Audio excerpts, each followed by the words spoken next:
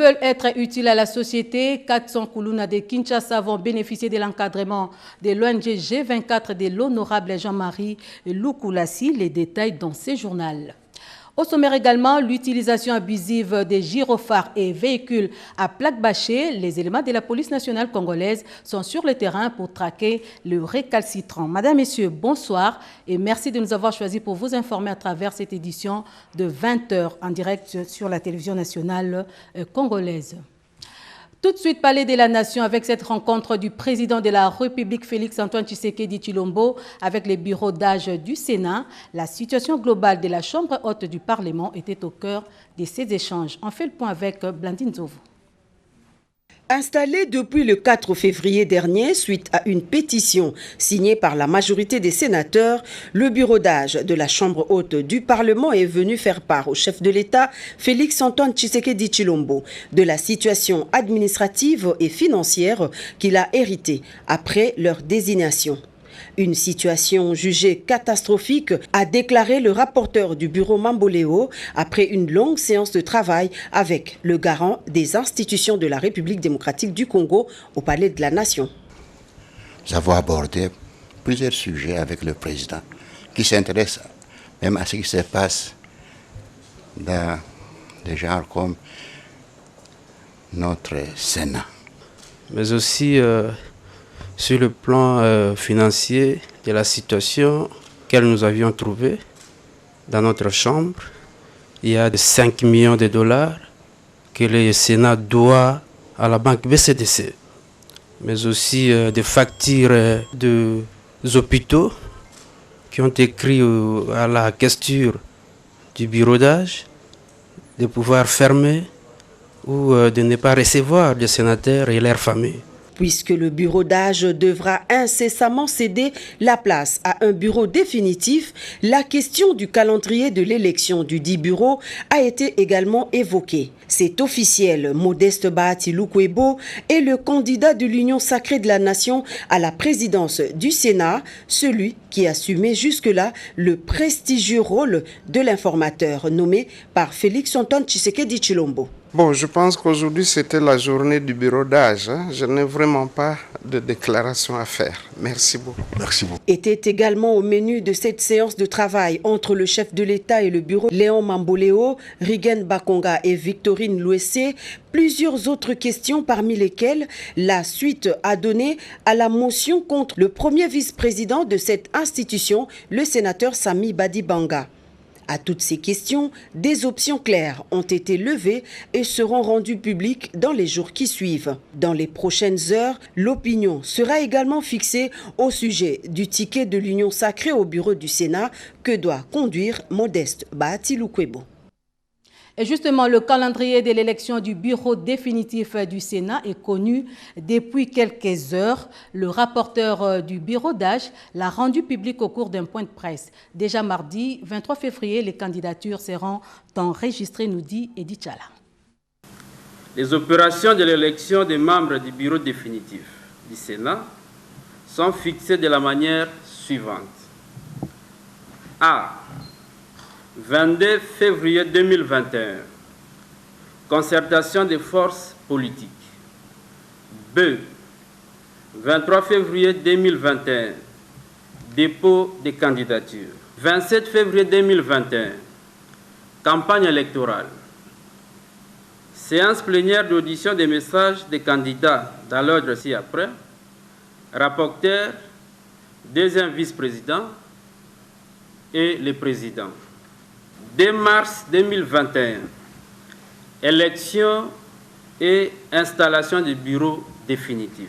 Les esprits sont donc fixés. Les membres du bureau définitif du Sénat seront connus et installés le 3 mars prochain. La décision a été prise par le président du bureau d'âge et rendue publique par le rapporteur, le sénateur Rigen Bakonga.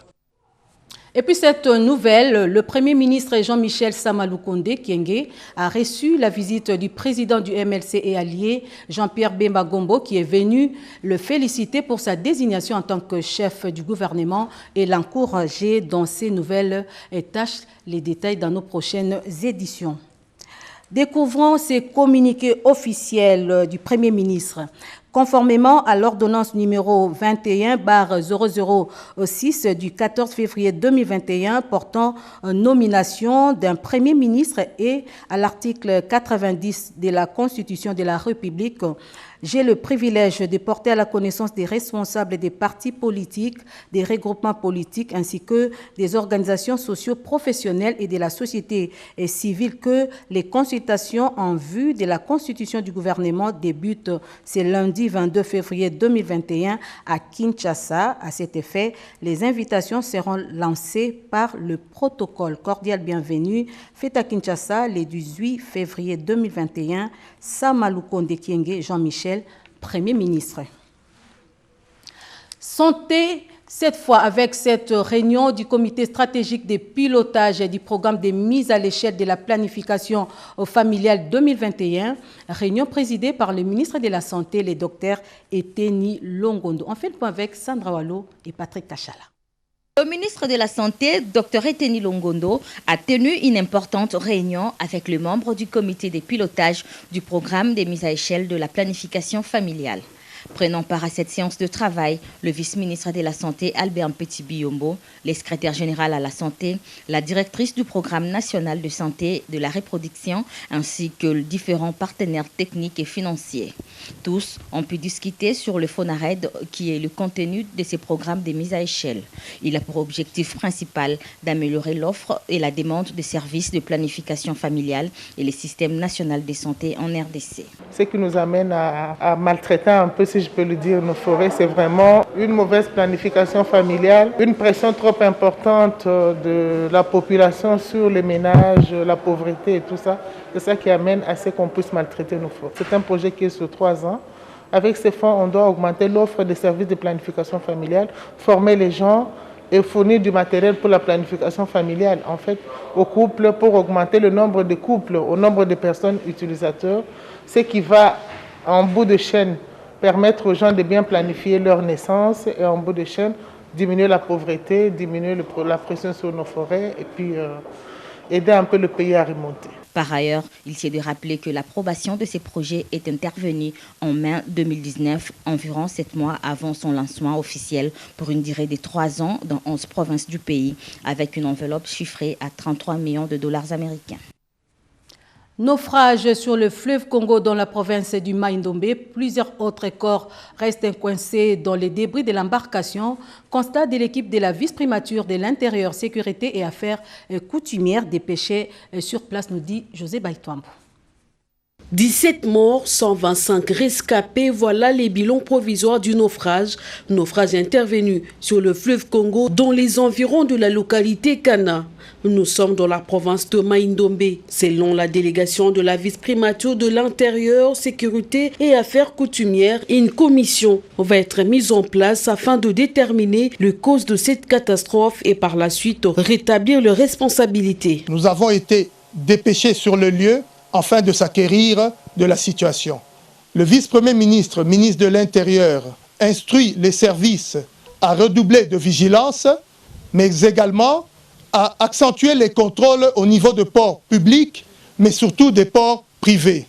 Le vice-premier ministre, ministre de l'Intérieur, son Excellence Gilbert Kankonde Malamba, présente ses condoléances aux familles des disparus. La population riveraine et certains rescapés trouvés sur les lieux affirment que bon nombre de corps se trouvent encore sous les eaux, dans les débris de l'embarcation et les moyens pour les extraire fait défaut.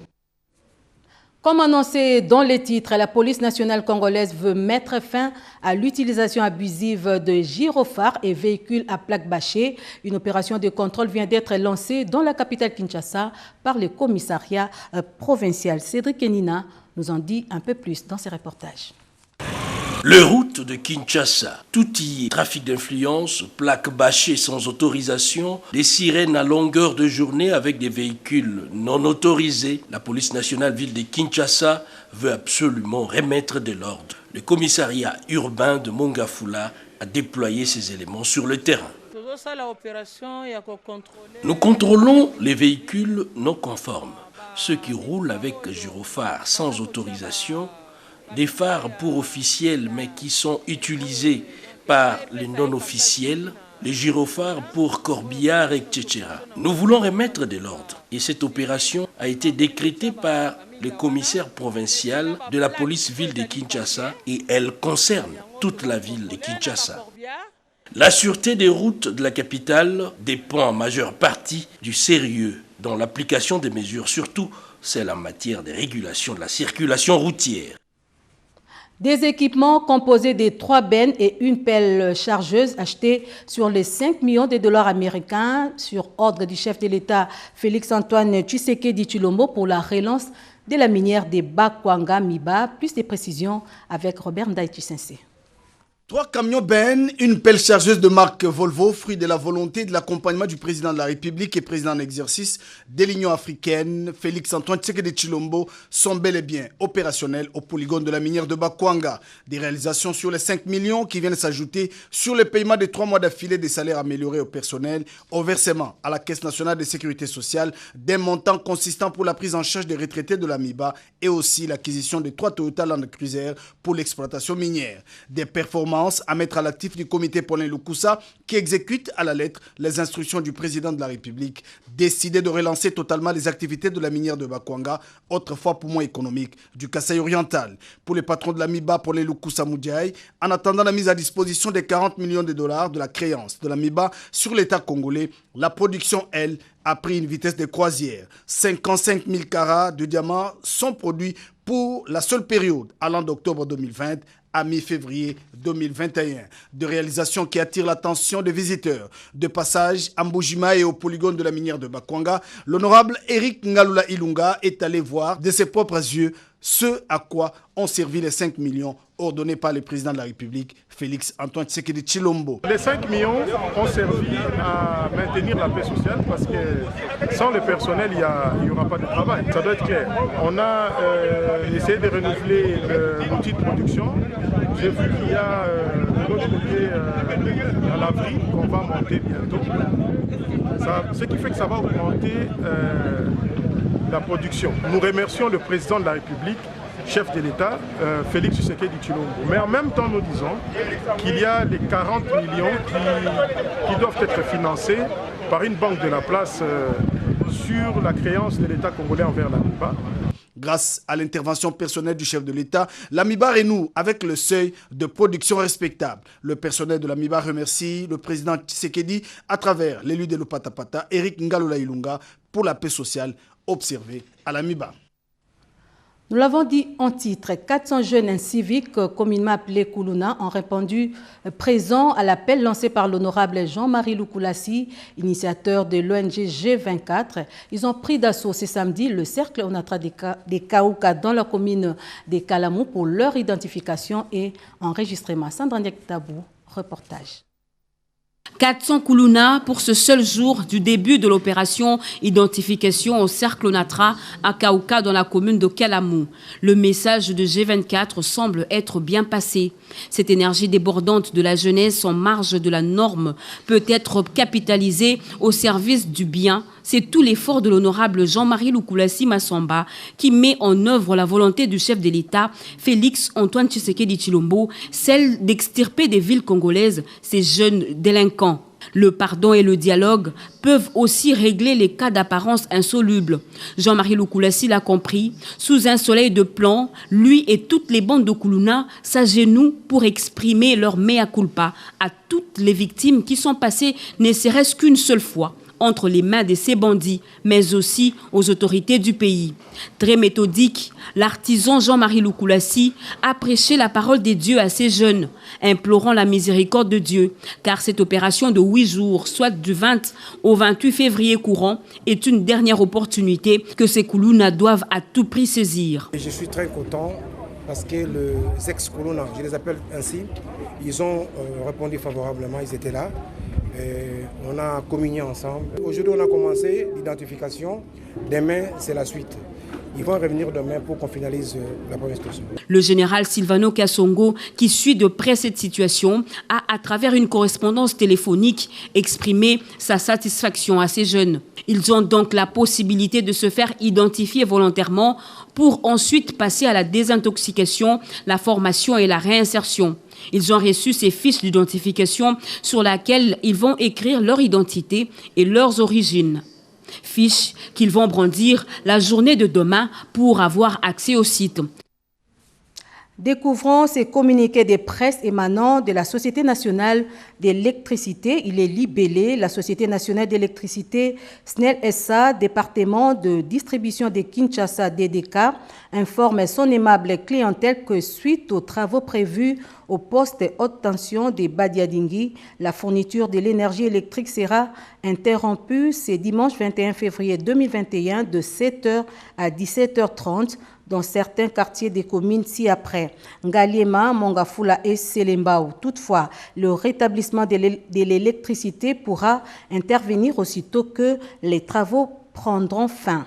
Pour toute information utile, nos centres de vente et services ainsi que le call center 177 188 sont à la disposition de la clientèle. La SNEL présente ses excuses pour ces désagréments faits à Kinshasa le 18 février 2021, le département. Et dans le Haut-Katanga, l'on nous signale le démantèlement du réseau mafieux du trafic à la frontière de Kasumbalesa. Images et commentaires. C'est un réseau mafieux qui s'est développé à la frontière entre la Zambie et la République démocratique du Congo. En face de ces contrebandiers, la brigade douanière, avec l'appui de services de sécurité, qui mène une lutte sans merci contre la fraude sous toutes ses formes. La vigilance des agents et cadres de la Direction générale de douane et axes commis à ce poste frontalier de Kasumbalesa dans la province du Haut-Katanga a payé cash d'importantes cargaisons de marchandises passées en contrebande à travers le phénomène Bilanga ont été saisis au grand bonheur des autorités compétentes. Nous venons de visiter ici les marchandises entrées en contrebande et qui ont été saisies par la brigade. Nous voulons tout d'abord saluer en présence de Madame le directeur de la brigade et lutte contre la fraude, saluer les efforts que la brigade est en train d'accomplir. Parce que quand on voit le nombre de camions et de marchandises qui sont saisis, et nous voyons que la brigade est à l'air. Moi, mes impressions, c'est des impressions de joie. De joie, pourquoi? Parce que je vois le travail très remarquable réalisé par la brigade malgré le moyen de bord. Avoir tout ce qu'ils ont réalisé, les quantités de produits saisis, les quantités de camions saisis, les quantités de marchandises saisies, en tout cas, je félicite énormément la brigade. Parce que comme elle a dit, la brigade constitue le bras sécuritaire de la province, parce que nous sommes là en fait, à accompagner la province dans la mobilisation à prix de recettes publiques. Pour encourager ce service opérant à la frontière, Pierrette Mbombo, directeur de la brigade douanière, a au cours d'une parade invité ses hommes à redoubler de vigilance pour démanteler tous ces réseaux mafieux. Pendant ces temps, la question de l'agro-industriel de Lukala, sujet au cœur de la rencontre du ministre de l'Agriculture, Joseph Kasonga, avec une délégation des membres de l'exécutif provincial et le président de l'Assemblée provinciale du Congo central. Lisette Mujinga, reportage. La délégation du Congo central, composée des membres de l'exécutif provincial et de l'Assemblée provinciale, conduite par le gouverneur Atuma Tubwana, était en réunion avec le ministre de l'Agriculture, Joseph Antoine Kasonga. Au centre de cette rencontre, la gestion de la plateforme agro-industrielle de Lukula dans le Congo central. Cette délégation craint que cette plateforme se transforme en un éléphant blanc après la fin du projet intervenu en avril de l'année passée. Le gouverneur Atuma Tubwana a suggéré, en plus d'un partenariat public-privé, l'implication de la province dans la gestion de la plateforme agro-industrielle de Lukula. Comme vous le savez, l'agriculture, c'est le socle de tout développement. Tout le monde mange, tout le monde a besoin de manger. Il va falloir donner de la nourriture à tous les enfants congolais.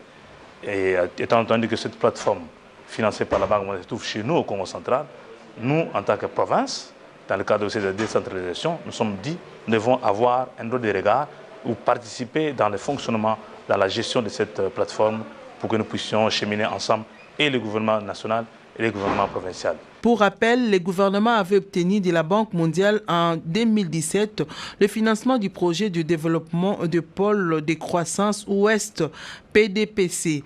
Le projet a consisté, entre autres, à augmenter la productivité et l'emploi dans la chaîne de valeur des filières sélectionnées dans des zones géographiques ciblées.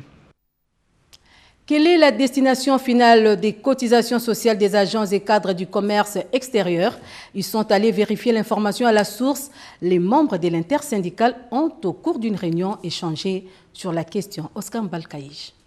Il était question pour la délégation de l'intersyndicale du secteur des commerces, accompagnée de quelques agents et cadres, de vérifier à la source si réellement les retenues dues aux cotisations sociales arrivent à la Caisse nationale de sécurité sociale. Une démarche très appréciée par la patronne de la CNSS, Agnès Mouad-Nawesh Katang, qui a loué à sa juste valeur la démarche avancée par l'intersyndicale du commerce extérieur. Une commission mixte sera mise sur pied pour identifier au cas par cas chaque travailleur déclaré et au finish aboutir à des résultats escomptés. Il a été également demandé à l'intersyndicale de fournir à la Caisse nationale de sécurité sociale de plus amples informations devant permettre à la CNSS de mener à bien son travail.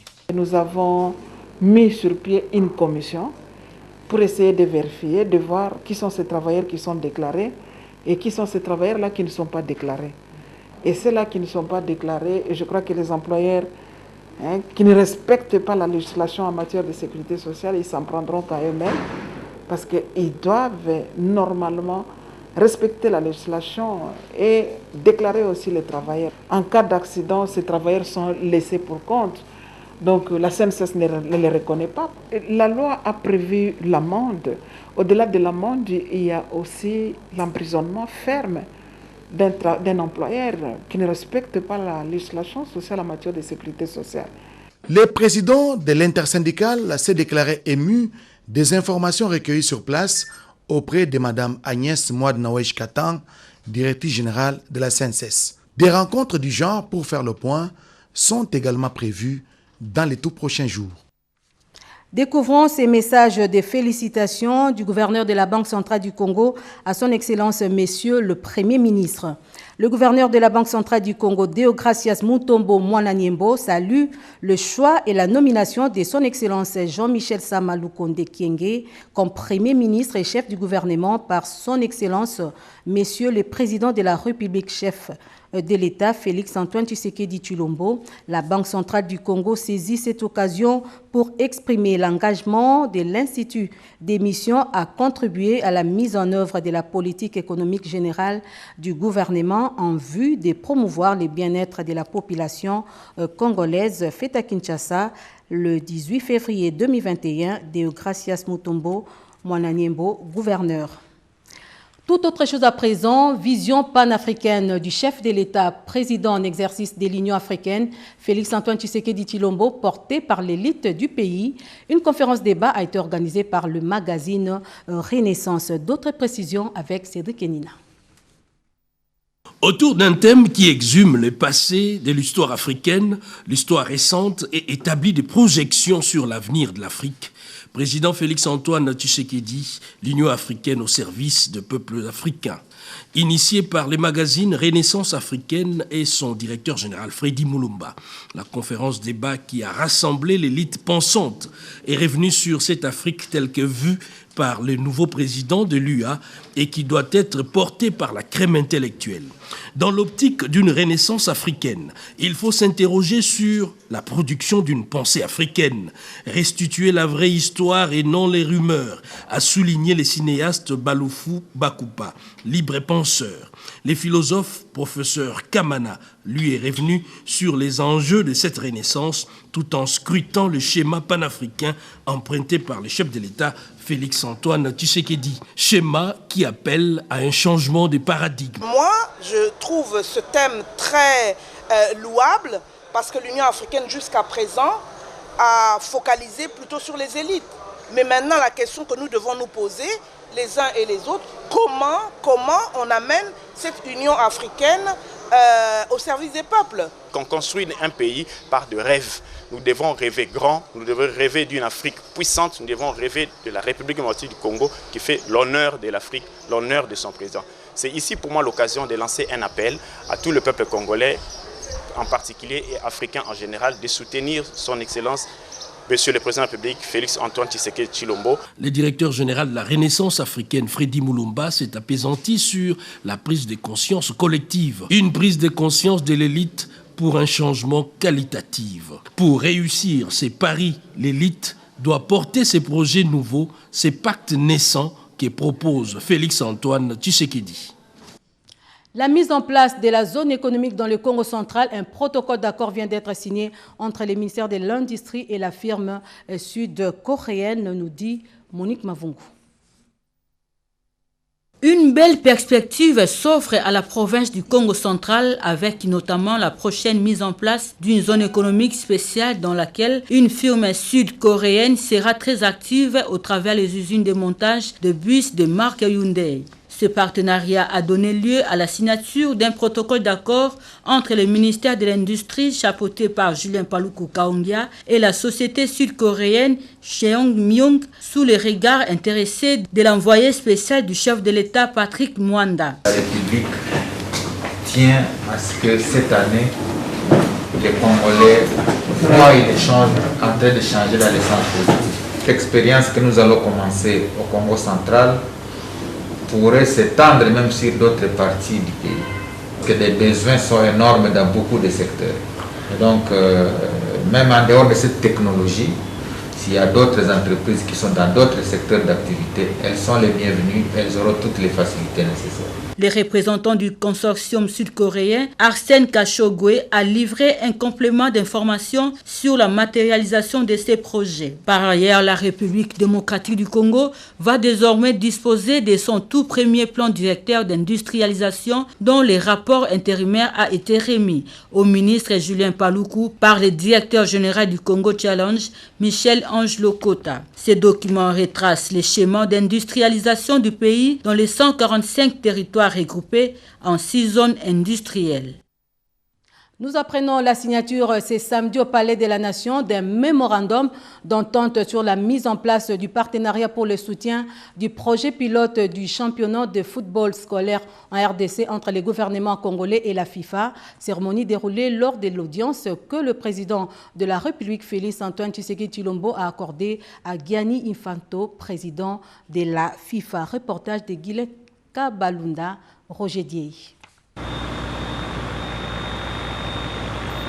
Cortège rangé, emplacement terminé au beach Sikotra dans la commune de la Gombe, le Majestic River contourne un îlot dans le fleuve et prend la direction de Kinshasa l'après-midi de ce samedi.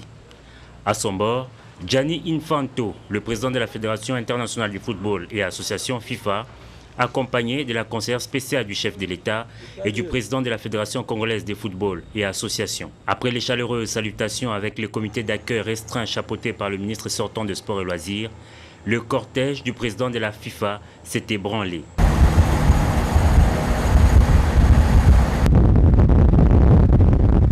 Invité à Kinshasa par le chef de l'État lors d'un échange par vidéoconférence une semaine avant, le patron du football mondial arrive dans la capitale porteur de nombreux projets. Au Palais de la Nation, quelques heures plus tard, Gianni Infantino a eu un tête-à-tête avec le chef de l'État, Félix-Antoine Tshisekedi Tshilombo. Au cours de cette rencontre d'environ 2 heures de temps, un mémorandum d'entente sur la mise en place du partenariat pour le soutien du projet pilote du championnat de football scolaire en RDC a été signé devant le président de la République, le ministre des Sports pour le compte du gouvernement congolais et Gianni Infantino pour le compte de la FIFA. Au terme de ce partenariat, la FIFA va apporter un soutien multiforme à l'organisation du tournoi scolaire pour filles et garçons en RDC, choisis pour expérimenter ce projet pilote de la Fédération internationale de football et associations. Satisfait de l'intérêt accordé par le chef de l'État passionné du football à ces différents projets, Gianni Infantino lui a offert un fanion FIFA, un ballon et un maillot floqué en son nom. Ce ballon-là, il y en a un dans le monde. C'est bon. On a parlé de plein de choses, on a parlé du développement du football ici, dans ce magnifique pays, mais aussi en Afrique. N'oublions pas que le président est aussi président de l'Union africaine cette année, donc on a plein de projets. On a lancé aujourd'hui un projet d'une compétition, un championnat scolaire ici, mais on va répliquer ça dans toute l'Afrique à partir évidemment d'ici, parce que l'éducation, les écoles et le football, ça doit être en symbiose. On a parlé de l'investissement pour des infrastructures ici en RDC, en toute l'Afrique aussi. On a parlé des jeunes, pas seulement au niveau des écoles, même si le championnat scolaire c'est vraiment la clé, mais plus en général, qu'est-ce qu'on peut faire au niveau des académies, comment on peut aider. On a parlé évidemment de la bonne gouvernance et de la lutte à la corruption. Le football est une vitrine pour beaucoup de choses, aussi un reflet de la société. Donc évidemment, et malheureusement dans le football, il y a aussi des problèmes de bonne gouvernance, il y a aussi des problèmes de corruption. Avoir un président comme le président de la RDC, qui est pas seulement est un passionné de football, mais aussi vraiment quelqu'un qui lutte contre la corruption et pour la bonne gouvernance, c'est un gage pour moi en tant que président de la FIFA et pour toute l'Afrique de pouvoir travailler dans cette direction aussi pour le football africain. Donc on va travailler ensemble pour plein de projets, pour que le football africain puisse pas seulement se développer, mais vraiment se projeter à la tête du monde. Pour lier l'utile à l'agréable, un dîner a été offert à l'hôte du jour dans une ambiance conviviale. Message de félicitations de la SNEL SA à son Excellence, Messieurs le Premier ministre. Au nom de membres du conseil d'administration de la Société nationale d'électricité, Société anonyme SNEL SA, en sigle, et de ses agents et cadres, Monsieur le directeur général et moi-même, en qualité de président du conseil d'administration, avons l'honneur de présenter à votre Excellence, Monsieur le Premier ministre Jean-Michel Samalou Kondé Kyenge, nos sincères félicitations pour les choix portés par son Excellence, Monsieur le Président de la République, chef de l'État, sur votre personne.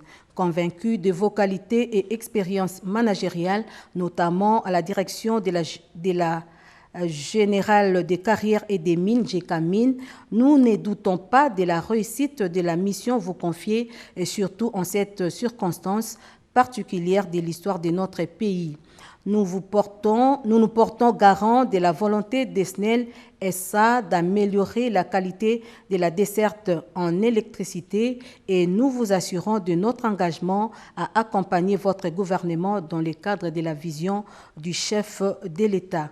Que Dieu vous assiste et vous accompagne dans cette noble mission. Le directeur général Jean-Bosco Kayombo Kana, ambassadeur André-Alain Atundou, président du conseil d'administration.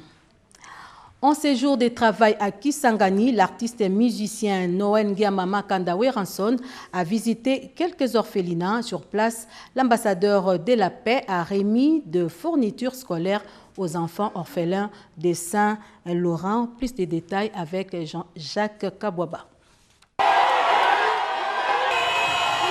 Durant son séjour de travail à Kisangani, chef-lieu de la province d'Achopo, l'artiste musicien Noël Ngiamamakanda dit Weranson a reçu un accueil délirant d'une de son rang. Après les civilités au maire de la ville, l'ambassadeur de la paix, ambassadeur de la Croix-Rouge et ambassadeur de la bonne volonté pour les enfants soldats, a visité quelques orphelinats pour encourager les enfants orphelins afin de répandre en bonté les chemins de l'école. Comme à chaque reprise de cours, les parents font face à de multiples dépenses liées à l'achat des fournitures scolaires.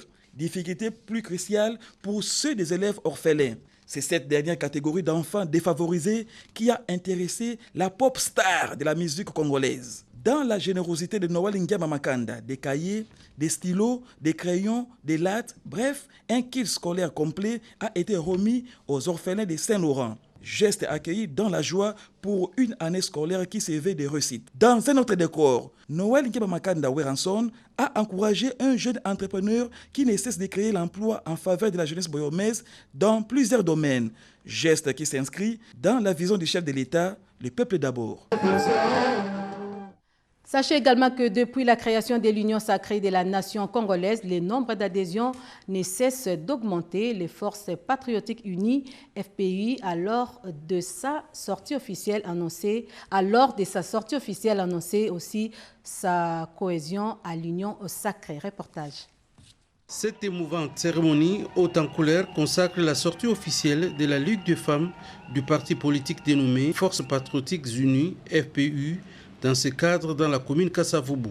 C'est sous des acclamations frénétiques que la secrétaire générale adjointe Micheline Koulumba, en charge de la Ligue de femmes du FPU, a été chaleureusement accueillie. En présence de plusieurs hauts cadres du parti et de nombreux membres favorables au vent de l'Union sacrée de la nation congolaise, la secrétaire générale du FPU en charge de la Ligue de femmes éclaire la lanterne sur son actuelle appartenance politique. On voit la vision à l'actuel chef de l'État.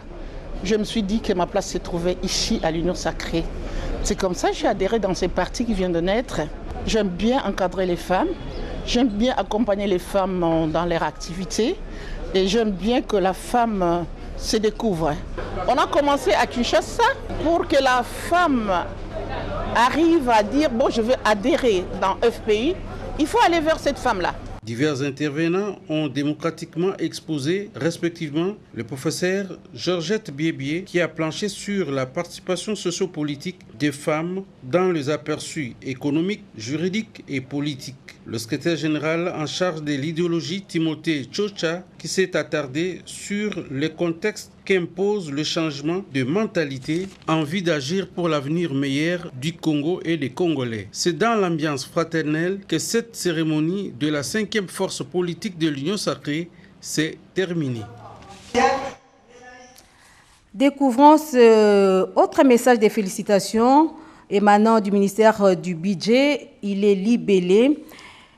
Excellences, Messieurs le Premier ministre, au nom des cadres et agents de la Direction générale du contrôle des marchés publics et en mon nom propre, je vous présente mes vives et chaleureuses félicitations à l'occasion de votre nomination aux fonctions de Premier ministre, chef du gouvernement de la République démocratique du Congo par le président de la République, chef de l'État, envers qui j'exprime mes remerciements.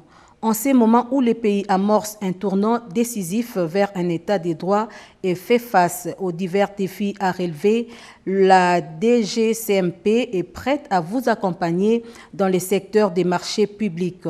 Faire respecter scrupuleusement la loi en vigueur sur les marchés publics et tous les textes qui l'accompagnent est notre devoir qui, consacrant la justice, l'équité, la concurrence et la transparence comme principe directeur à observer aussi bien par les soumissionnaires attributaires des marchés que les autorités contractantes indistinctement afin d'éviter au pays le gaspillage des ressources financières, non seulement en ces moments de la récession de l'économie mondiale due à la pandémie de la COVID-19, mais de manière permanente.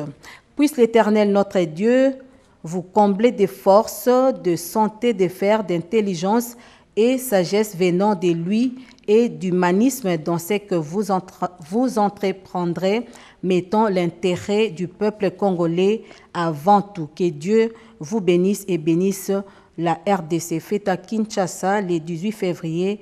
Michel Ngongo Saloumou, directeur AI de la DGCMP. Terminons par ces reportages. Le ministre de l'Environnement, Claude Nyamugabo, revient du Sud Kivu où il a été sensibilisé la population à planter les arbres en vue de lutter contre les réchauffements climatiques. Plus de précisions avec Lopez Kakouba. En mission de travail dans le Sud Kivu, le ministre de l'Environnement et Développement durable, Maître Claude Nyamugabo Baziboué, a d'abord rencontré quelques autorités, associations et mouvements citoyens pour les sensibiliser afin d'adhérer à cet ambitieux projet du chef de l'État intitulé Jardin scolaire, 1 milliard d'arbres d'ici 2023. Maître Claude Nyamugabo Baziboué est passé à l'action. Le site de Nyamununi dans les territoires de Kabari a été ciblé pour les reboisements. Avant les répiquages proprement dit, le ministre a d'abord sensibilisé les militaires et leurs dépendants à planter des arbres pour lutter contre les changements climatiques et protéger ainsi les écosystèmes. En dehors de ma fonction de ministre, je suis d'abord un élu de Kabare. J'ai voulu apprendre à mes électeurs l'importance d'un arbre. J'ai voulu qu'ils sachent pourquoi planter un arbre. Et j'ai voulu également demander qu'ils soutiennent le programme du président de la République, Félix Tshisekedi, qui veut que nous plantions 1 milliard d'arbres à l'horizon 2023. Toutes les provinces de la République démocratique du Congo sont concernées, mais le Sud Kivu a une particularité, c'est qu'il y a beaucoup d'érosion. Nous allons planter les arbres en tenant compte de la particularité du sol et de chaque territoire. Et je crois que ce projet va réussir, étant donné que j'ai ciblé les partenaires qu'il faut, à savoir les leaders religieux ainsi que la jeunesse. Et depuis que j'ai fait ma tournée, tout le monde a adhéré à ce projet. Telle est la volonté du premier élu de la République, à savoir le président de la République, Félix Tshisekedi. Signalons que le ministre était accompagné dans cette descente par les gouverneurs de province Théo Ngwabidje Kassi. Fin de ce journal, mais avant de se quitter, le rappel des titres. Ils veulent être utiles à la société. 400 Kuluna de Kinshasa vont bénéficier de l'encadrement de l'ONG G24 de l'honorable Jean-Marie Lukulassi. Vous avez suivi les détails dans ce journal. Dans ce journal également, l'utilisation abusive des gyrophares et véhicules à plaques bâchées. Les éléments de la police nationale congolaise sont sur le terrain pour justement traquer le récalcitrant. Voilà qui referme complètement cette édition de 20h sur la RTNC. Au nom de toute la grande équipe qui nous a tenu compagnie, nous vous disons merci de l'avoir suivi. Merci pour votre confiance et fidélité. L'information revient à 22h et ce sera avec Marie Kalong à la présentation. D'ici là, portez-vous bien et excellente suite des programmes sur la RTNC.